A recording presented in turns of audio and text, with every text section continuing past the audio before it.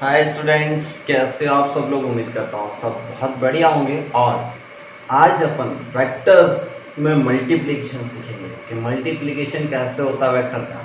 तो फटाक से वेक्टर के बारे में आपको पता चल गया होगा। वेक्टर का ट्रायंगल लॉ क्या कहता है कि एक वेक्टर ए है और उसके हेड पे बी की टेल को रख दो।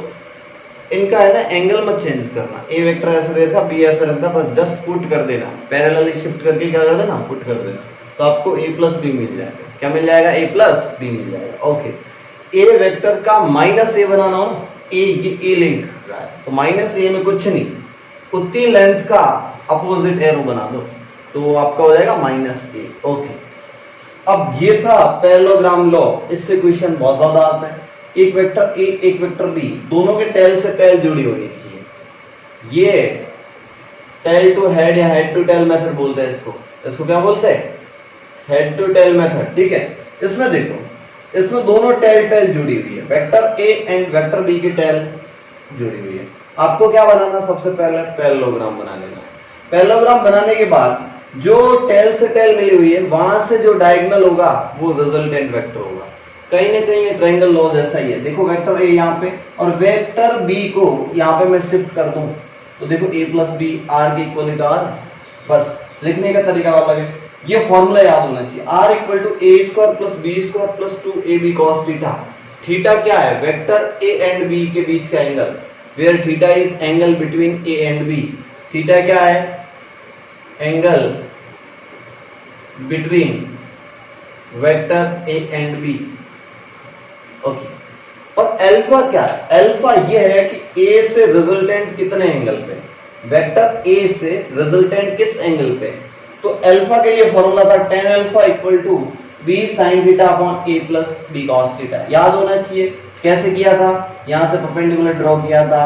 ये एंगल भी थीटा होगा, ये वेक्टर b होगा, तो इधर की तरफ b sin थीटा होगा और जिधर थीटा है उधर की तरफ b cos थीटा होगा। क्या समझ में आया? नहीं आया? तो tan अल्फा निकालना है तो परपेंडिकुलर अपॉन बेस लगा देना। क्या लगा देना? Perpendicular upon base. इस तरीके से यहाँ पे मैंने एग्जांपल लिया है कि a प्लस बी करना हो तो सिंपली a प्लस बी हो गया। a माइनस बी करना हो तो सब्ट्रैक्शन पॉसिबल नहीं है, लेकिन अपन माइनस बी वेक्टर तो बना सकते हैं ना। मैंने क्या कर दिया? b वेक्टर ऐसे था, b वेक्टर कैसे था? ऐसे। माइनस बी कैसे बन जाएगा? ऐसे। तो ये आपके पास a माइनस बी पड़ा। क्या पड़ा? a minus B. आप a प्लस बी कर सकते हो, a माइनस बी कर सकते हो। ठीक है, इसके बाद आज अपन सीखेंगे multiplication and unit vector. Unit vector बता दिया था लास्ट क्लास में, कुछ एग्जांपल करेंगे फटाफट फटाफट। देखो, आपके पास अगर ऐसा दे रखा, this is the X axis, this is the Y axis and this is the Z axis. X के साथ यूनिट वेक्टर की डायरेक्शन क्या देता है? आई कैप। यूनिट वेक्टर का काम होता है to give the direction. I cap इस वाई के साथ अगर कोई वेक्टर होगा तो उसको देंगे जे कैप, और एक्स इसकी जेड एक्सिस की तरफ होगा तो उसको देंगे के ऊपर कैप लगा देना। ये दिखाता है यूनिट वेक्टर। अच्छा, इनका मैग्नीट्यूड क्या होगा? मैग्नीट्यूड का मतलब मोड। इसकी वैल्यू, यूनिट नाम ही समझ में आ रहा है, 1। कितना होगा? 1। ओके, अब समझना कि मान लो आपके पास कोई वेक्टर ए गिवन है। Let's say vector A, this is the vector A. Let's say this is vector A and theta angle पे। कितने एंगल पे? थीटा एंगल पे। ये एक्स वाई प्लेन में। कौन से प्लेन में? एक्स वाई प्लेन में। तो इस ए का एक कंपोनेंट इधर की तरफ आएगा यहाँ पे, और वो होगा ए एक्स, और यहाँ पे एक आएगा वो होगा ए वाई। तो मैंने आपको वैल्यू निकालनी सिखाई थी, रेजोल्यूशन, यानी कि ए का थीटा के साथ कंपोनेंट आएगा ए कॉस थीटा, मतलब ए एक्स की वैल्यू हो जाएगी आपके पास A cos theta, and A Y की वैल्यू हो जाएगी आपके पास ए का साइन थीटा। यस और नो? ठीक है। अब अगर मैं वेक्टर दिखाऊं, ये वेक्टर होगा तो इसके साथ आ जाएगा जे कैप, क्योंकि ऊपर है ना, और ये वाला इधर हो जाएगा तो इसके ऊपर वेक्टर आ जाएगा, तो इसकी डायरेक्शन ऐसे होगी, तो ये आई कैप। देखो कहीं ना कहीं दूर जुड़ रहे हैं, दिस प्लस दिस इसके इक्वल होना चाहिए। यस और नो? कहने का मतलब वेक्टर ए को ऐसे लिख सकते हो आप, ए x I cap plus A Y J cap. Yes और नो? यस, ऐसे लिखा जा सकता है। अब और ऐसे भी लिख सकता हूं, A equal to A cos theta plus A sine theta, I cap भूल गया ना, आई कैप, और यहाँ पे आएगा आपका जे कैप। ठीक है, यहां से अगर ये तो आपके पास वेक्टर है, अगर यहां से मेरे को मैग्नीट्यूड चाहिए, मैग्नीट्यूड का मतलब समझो, ऐसे मोड़ लगा लो। तो जब भी मोड़ लगाते हो रूट ऑफ ए एक्स का whole square plus A Y का whole square plus 2ax ay cos theta करोगे ना, एक होगा आई कैप और एक होगा जे कैप, दोनों के बीच का एंगल 90 है, इसलिए cos 90 जीरो हो जाएगा। तो तीसरी टर्म क्या हो जाएगी, जीरो हो जाएगी, इसलिए इसका मैग्नीट्यूड ऐसे आएगा। क्या समझ में आया, नहीं आया? फटाक से ये वाली चीज याद होनी चाहिए। ओके, नेक्स्ट अपन आगे बढ़ते हैं, एग्जांपल लेंगे। ठीक है, एग्जांपल लेता हूं। एग्जांपल फर्स्ट, आपके पास एक ए वेक्टर दे रखा है 3i cap plus 4j cap. क्या दे रखा है, 3i cap plus 4j cap. आपको बोला मोड ऑफ ए निकालो, वेक्टर का मैग्नीट्यूड निकालो, क्या होगा? तो सबको पता है कैसे, 3i कैप की तरफ 3 यूनिट ऐसे और 4 यूनिट जे कैप की तरफ। आपको सबको पता चल गया, आंसर 5 आना चाहिए। देखो तो चेक करते हैं। मोड ऑफ ए, सॉल्यूशन देखो, answer mod of A equal to ax का होल स्क्वायर प्लस ay का होल स्क्वायर। तो ये किसके इक्वल आ जाएगा, 5 के इक्वल आ जाएगा। 25 का रूट कितना होता है, 5। तो मैग्नीट्यूड आ गया 5। मैग्नीट्यूड कितना आ गया, 5। अगर मैं यहीं पे आपको बोलता है यूनिट वेक्टर फाइंड आउट कर, क्या फाइंड आउट करूं, यूनिट वेक्टर। यूनिट वेक्टर का फॉर्मूला था आपके पास, यूनिट वेक्टर का फॉर्मूला था ऐसे, ए के ऊपर कैप। तो ये ऐसे निकाला जाता है, vector A divide by mod of A. क्या समझ में आया, नहीं आया? कोई भी वेक्टर हो उसका यूनिट वेक्टर ऐसे निकाला जाता है।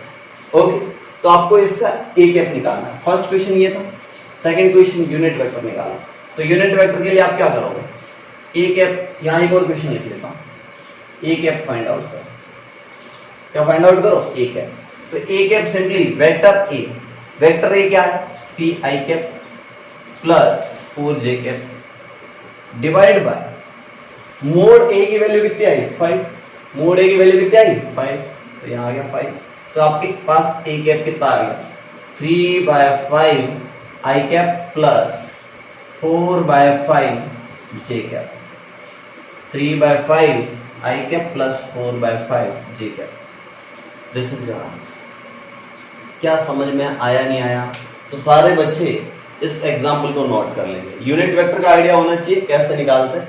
यूनिट वेक्टर का काम होता है डायरेक्शन देना, क्योंकि उसका मैग्नीट्यूड 1 होता है। देखो इसका मैग्नीट्यूड 1 आएगा, ये ए कैप है ना, इसका मैग्नीट्यूड चेक कर लेना। 3/5 का स्क्वायर 9/25 और 4/5 का स्क्वायर 16/25, दोनों को ऐड करो, 25 डिवाइड बाय 25 1 आएगा, है ना। आगे बढ़ते हैं, एग्जाम्पल करते हैं। सेकंड एग्जाम्पल, आपके पास कोई वेक्टर बी गिवन है, आपके पास गिवन है 5i cap plus 12j cap. तो आपको पूछा पहला क्वेश्चन, बी का मैग्नीट्यूड कितना होगा।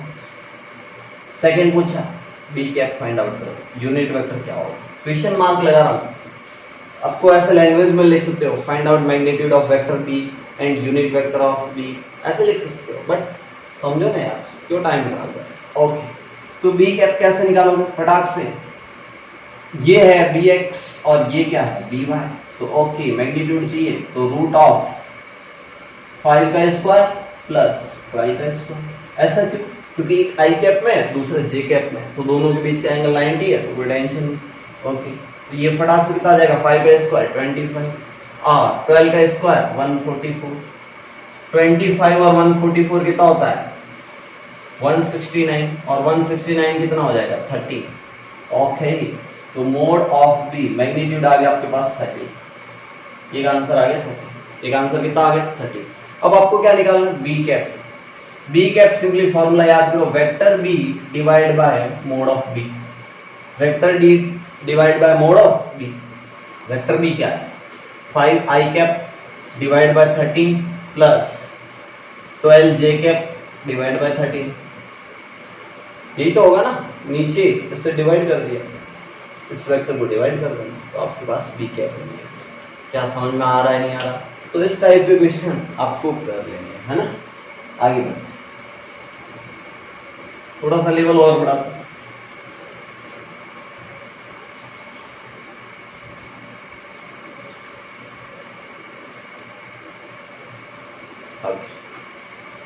नेक्स्ट आपके पास कोई वेक्टर ए गिवन है 5 आई कैप प्लस 6 जे कैप, और आपके पास वेक्टर बी गिवन है 9 आई कैप प्लस 9 आई कैप प्लस 3 जे कैप, ऐसा वेक्टर गिवन। और आपको बोला कि वेक्टर ए प्लस बी करो, पहला काम बोला कि ए प्लस बी करो फर्स्ट। सेकेंड बोला, इसको मैं बोलता हूं फर्स्ट क्वेश्चन। सेकेंड बोला कि ए माइनस बी करो, या फिर हाँ ए माइनस बी करो। ओके, ये दो काम बोले, तो चलो सबसे पहले ये करते, सबसे फर्स्ट ये R equal to A minus B. अब देखो ए माइनस बी में यहाँ आई कैप है, यहाँ आई कैप है, यहाँ जे कैप है, यहाँ जे कैप है। आई कैप में से आई कैप को माइनस करना है, तो देखो 5 माइनस 9, देखो पहले ऐड कर रहा है, सॉरी 5 और 9 कितना होगा 14 आई कैप। मैं ऐसे दिखा देता हूँ 5 प्लस 9 आई कैप प्लस ये वाले भी ऐड हो जाएंगे 6 प्लस 3 जे कैप। तो आपके पास आंसर क्या आ जाएगा, यहां से आंसर यहां लिख देता हूं 14 आई कैप प्लस 9 जे कैप। क्या समझ में आया, नहीं आया? आ जाना चाहिए। तो फटाक से ये सारे बच्चे आंसर लिख लो। सेकंड वाला पार्ट करना है, तो सेकंड वाले में a माइनस बी करना है, तो a क्या है 5, तो 5 माइनस 9 करना है, तो यहां पे आ जाएगा आपके पास सेकंड का आंसर a माइनस बी, यानी कि 5 माइनस 9 आई कैप प्लस 6 माइनस 3, 6 माइनस 3 जे कैप। तो ये आपके पास आ गया -4 आई कैप प्लस 3 जे कैप। क्या समझ में आया, नहीं आया? इस तरीके से आपने अलग अलग ऑपरेशन किया, तो आप प्लस भी कर सकते हो, माइनस भी कर सकते हो, यहाँ काम आसान हो जाता है। आई कैप वाले को आई कैप में से माइनस करो, जे कैप वाले को जे कैप में से माइनस करो, ठीक। तो ये दोनों आंसर लिख लो, अपन आगे बढ़ते हैं। इसी तरह आप 3 वेक्टर भी जोड़ सकते हो, प्लस माइनस कुछ भी कर सकते हो। समझ गए ना, आपको तरीका समझ में आ गया। अब अपन चीज करते हैं मल्टीप्लीकेशन इन वेक्टर। इस पे स्टार लगा, बहुत इंपॉर्टेंट टॉपिक पढ़ा रहा हूं, मल्टीप्ली इन वेक्टर। एक तो वेक्टर में एडिशन होता है और दूसरा चीज मल्टीप्लीकेशन होता है, ना सब्ट्रैक्शन होता है ना डिवीजन होता है। समझ में आ गया? मल्टीप्लीकेशन इन वेक्टर दो मेथड होते हैं, एक होता है डॉट प्रोडक्ट और दूसरा होता है क्रॉस प्रोडक्ट। इसमें दो तरीके होते हैं। पहला होता है डॉट प्रोडक्ट, वेक्टर का कौन सा प्रोडक्ट, डॉट प्रोडक्ट, और दूसरा होता है क्रॉस प्रोडक्ट, या इसको बोलते हैं वेक्टर प्रोडक्ट, इसको और भी बोलते हैं वेक्टर प्रोडक्ट। पहला होता है डॉट प्रोडक्ट, दूसरा होता है क्रॉस प्रोडक्ट। लेट्स से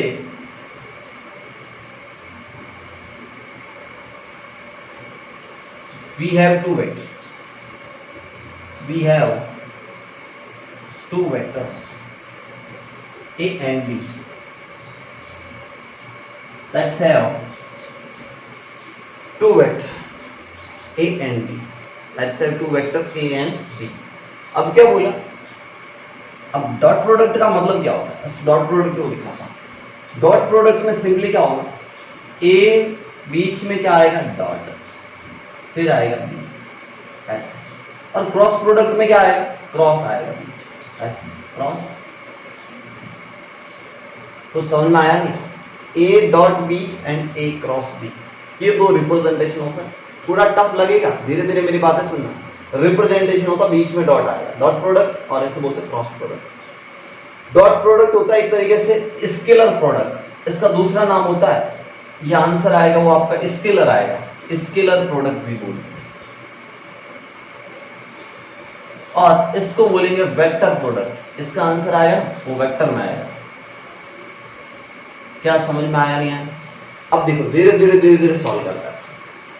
अब डॉट प्रोडक्ट का फॉर्मूला लिखने जा रहा हूं। सबसे पहले ये बहुत इंपॉर्टेंट है फॉर्मूला, 9 स्टार, बहुत इंपॉर्टेंट फॉर्मूला है। दो वेक्टर का डॉट प्रोडक्ट क्या होता है? फॉर्मूला सीख जाओ।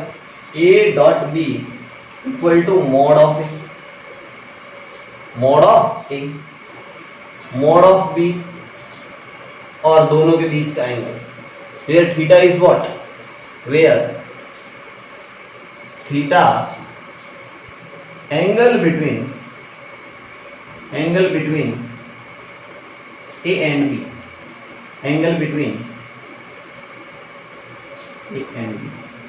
ठीक है, एक काम करता हूं, विजिबल है ना ये वाली चीज? ये वाली चीज विजिबल नहीं है, ये वाली चीज आपको विजिबल, या मैं लिख लेता हूं शॉर्ट में, we have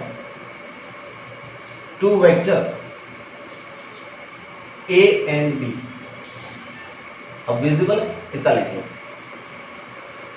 we have two vector A and B, और उनका डॉट प्रोडक्ट स्केलर प्रोडक्ट होगा और क्रॉस प्रोडक्ट होगा वो वेक्टर प्रोडक्ट होगा। फॉर्मूला देखो, वेक्टर ए का मोड वेक्टर बी का मोड कॉस थीटा। अब दूसरी चीज देख लो, क्रॉस प्रोडक्ट का A cross B equal to हो जाएगा simply mod of A mod of B sine theta.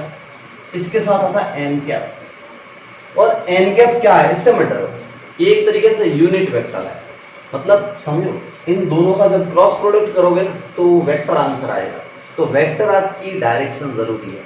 ये चीज तो मैग्नीट्यूड देगा, ये चीज क्या देगा? मैग्नीट्यूड। इसमें ओनली मैग्नीट्यूड आता है क्योंकि स्केलर चीज होती है। कैसी चीज होती है? स्केलर।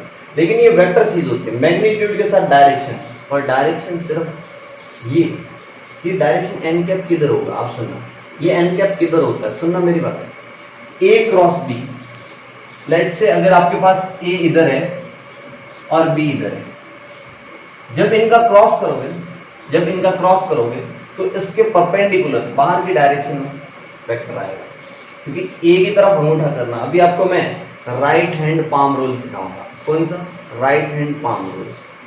यानी कि आपको ए की तरफ अंगूठा करना है, बी की तरफ अंगुलियां करना है। जो पाम की डायरेक्शन होगी वो ए क्रॉस बी की डायरेक्शन होगी। धीरे धीरे सिखाऊंगा, बहुत सारे रूल्स होते हैं, लेकिन मैं जो रूल फॉलो करता हूँ वो सिखाऊंगा। राइट हैंड, सबसे पहले राइट हैंड पाम रूल, तो वो सिखा दूंगा। अभी शांति रखो। एन कैप क्या होता है? Unit vector. एन कैप क्या होता है? Unit vector. ये चीजें नोट कर लो, दोनों फॉर्मूले नोट कर लो, दोनों इंपॉर्टेंट फॉर्मूले। ओके, चल अब वन बाय वन डिस्कस करते हैं। ए डॉट बी,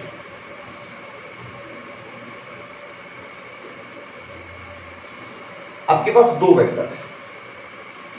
सबसे पहले डॉट प्रोडक्ट में हेडिंग डाल दो और उसमें लिख लो I dot I. I dot I क्या होगा? मतलब आई कैप और आई कैप का डॉट प्रोडक्ट। तो सिंपली आपको पता है mode of I cos theta. सोचो दोनों वेक्टर आई कैप मतलब दोनों की डायरेक्शन सेम। अरे आई कैप दोनों की डायरेक्शन क्या हो जाएगी? सेम। दोनों की डायरेक्शन सेम मतलब दोनों के बीच का एंगल कितना? 0। दोनों के बीच का एंगल कितना डिग्री? 0 डिग्री। थीटा कितना? 0 डिग्री। तो cos 0 कितना हो जाएगा? 1। और मोड आई मतलब क्या? यूनिट वेक्टर का मैग्नीट्यूड तो 1 होता है। 1 × 1 × 1। ओहो, आई डॉट आई 1 होगा। आई डॉट आई 1 होगा। कितना होगा? 1। तो सिमिलरली जे डॉट जे भी 1 होगा। एंड इसी तरीके से के डॉट के भी 1 होगा। यानी कि सेम डायरेक्शन के दो वेक्टर का डॉट प्रोडक्ट होगा ना, जिनका मैग्नीट्यूड 1 होगा, तो उनमें cos 0 आएगा। अभी सुनना, अभी पूरी बात सुन। I dot I 1, J dot J 1, के डॉट के। अब अगली बात सुन, अगर मैं आई डॉट जे करूं तो ये आई कैप इधर होगा और जे कैप ऊपर होगा। देखो दोनों के बीच का एंगल 90 होगा, क्योंकि एक्स एक्सिस इधर होती है, वाई एक्सिस इधर होती है। तो आई जे इधर होगी तो दोनों के बीच का एंगल कितना हुआ 90। जब थीटा 90 हो जाए, सुनना मेरी बात, जब थीटा 90 हो जाए तो cos 90 कितना हो जाएगा 0।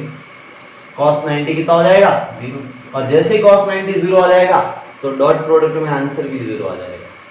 यानी कि अगर दो परपेंडिकुलर वेक्टर का डॉट प्रोडक्ट लिया जाए तो वो 0 हो जाएगा। और कुछ भी करो, i डॉट k भी करो ना, या j डॉट k करो, ये चीज आपको नोट कर लेनी है। i डॉट j हो, j डॉट k हो, j डॉट i हो, कुछ भी हो, अगर दो परपेंडिकुलर वेक्टर, दो perpendicular unit vector i dot j या फिर तुम्हारा i डॉट k कर दो या फिर तुम्हारा j डॉट k कर दो, कुछ भी करो, डॉट प्रोडक्ट क्या आएगा 0 आएगा। लेकिन i डॉट i करोगे तो 1 आएगा, j डॉट j करोगे तो 1 आएगा, k डॉट k करोगे तो भी क्या आएगा 1। क्या आपको सबको फॉर्मूला याद हो गया? फॉर्मूला क्या होता है? a डॉट b का mode of a mode of b cos theta. Okay, ये वाला सारे बच्चे फॉर्मूला लिख लेंगे। ओके चलें, एग्जाम्पल लेते हैं।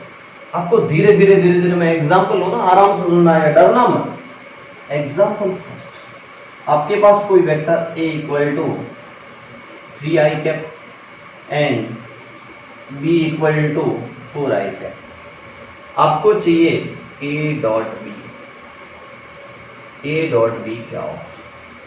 तो बच्चों ने बोला टेंशन मत लो सर, फॉर्मूला याद है हमें। मैंने बोला फॉर्मूला क्या कहता है? बोला a dot b equal to sir mod of a और मोड ऑफ b और दोनों के बीच का एंगल सर, और उसका cos थीटा, उसका क्या cos theta. Okay, mode of a कितना 3, मोड ऑफ b कितना 4, तो यहां तो आ जाएगा 3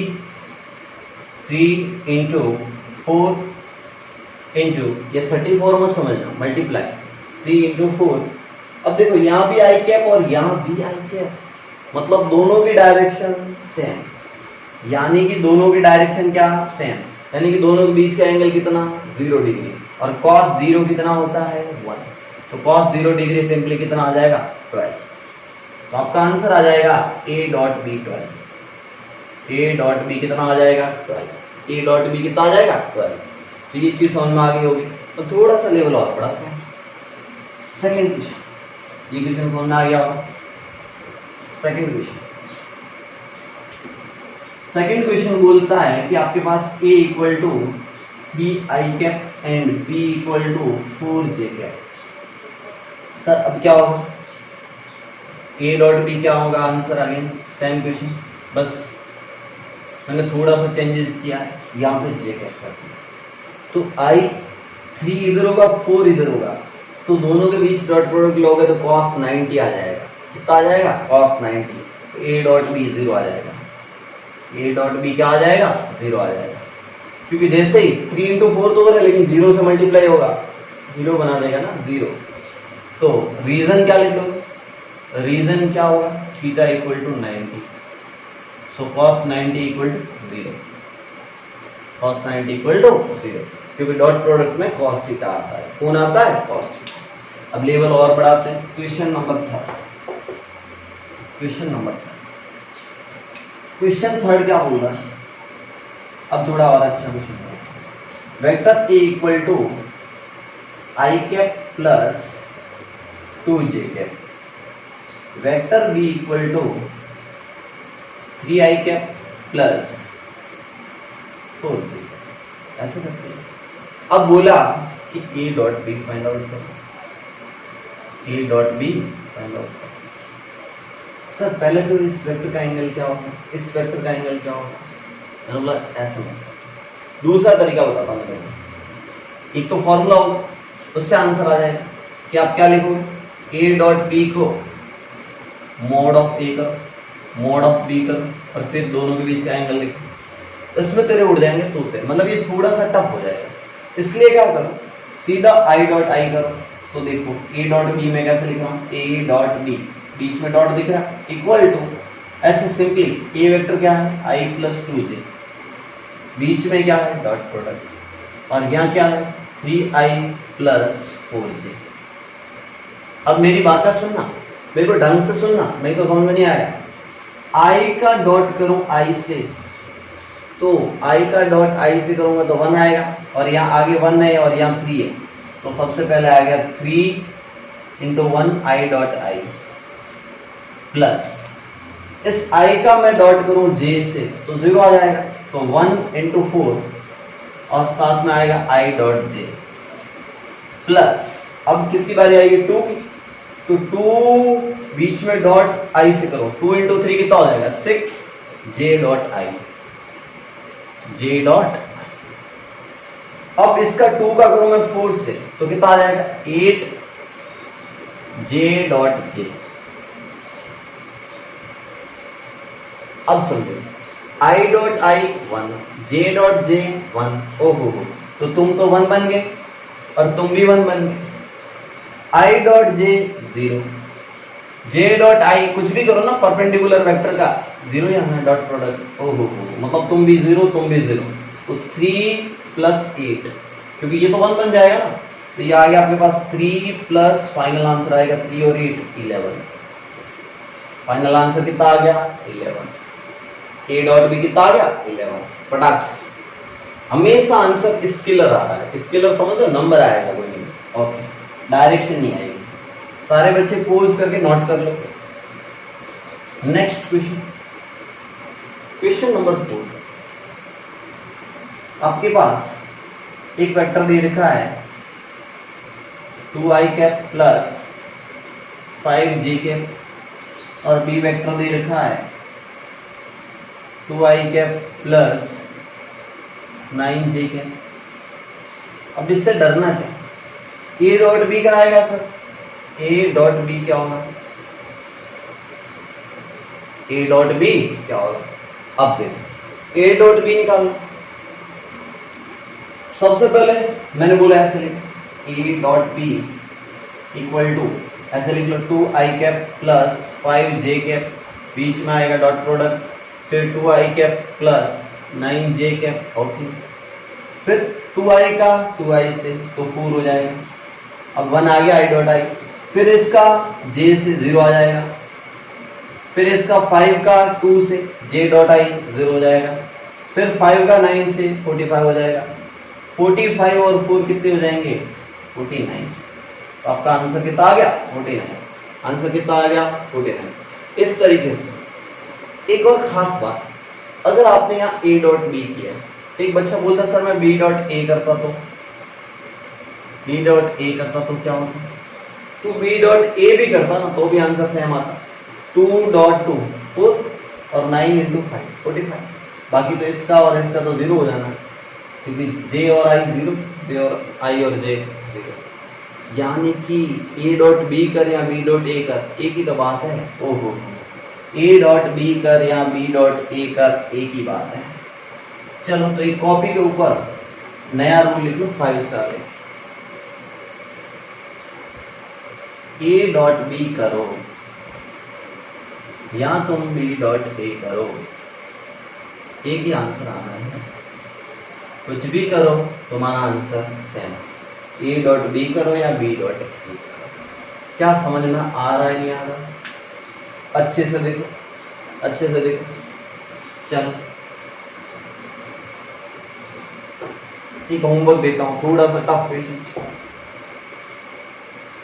एग्जाम्पल नंबर 4, आपके पास वेक्टर दे रखा है i plus 2j plus 3k, और b वेक्टर दे रखा है 2i plus 4j plus 6k, ऐसा दे।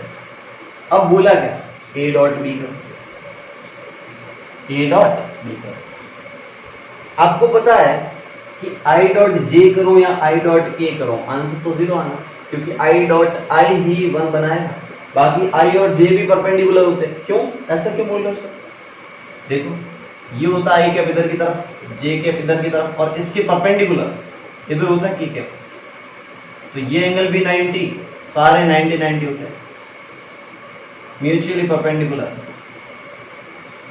तो i डॉट j भी 0 होगा, i डॉट k भी 0 होगा, और j डॉट i करो या j डॉट k करो सब क्या आना 0। तो यहां से सीधा आंसर लिख लो। बच्चों ने क्या स्पीड पकड़ ली सर, ए डॉट बी करना है, मतलब हाँ।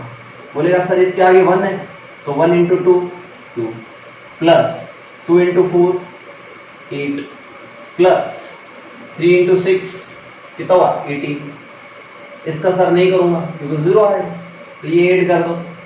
2 और 8 कितना हुआ 10, 10 इसमें जोड़ दो तो 28। सर इतनी बड़ी बड़ी प्रॉब्लम सेकंड में, हाँ डॉट प्रोडक्ट कोई बड़ी बात नहीं, बस आपको ये रूल समझ में आ जाए कि डॉट प्रोडक्ट में cos थीटा आता है और cos 90 होती है 0। ओके चलिए आगे बढ़ो, आगे बढ़ो। तो नेक्स्ट है क्रॉस प्रोडक्ट, जो कि अपन नेक्स्ट लेक्चर में देखेंगे, ठीक है। डॉट प्रोडक्ट अच्छे समझ में आ गया, नोट्स बना लेना अच्छे से, टेस्ट के लिए प्रिपेयर रहना, ठीक है।